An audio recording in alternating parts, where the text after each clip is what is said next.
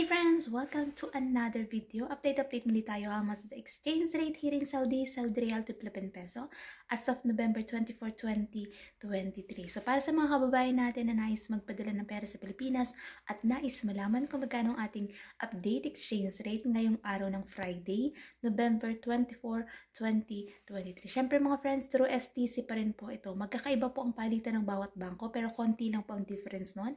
At least magkakaroon kayo ng idea kung magkano ang ating update exchange rate.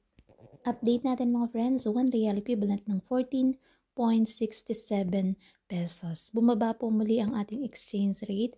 Para sa mga kababayan natin na nais magpadala ng pera sa Pilipinas, yan po ang ating update exchange rate as of November 24, 2023. Siyempre, pag nagpapadala tayo ng pera sa Pilipinas, meron po tayong binabayaran na transfer fee at meron din po yung VAT.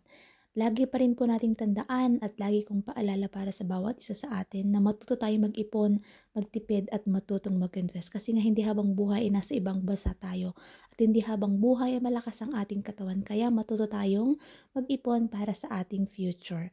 That's it for today's video mga friends. Thank you for watching and see you in my next update. God bless everyone. Much love.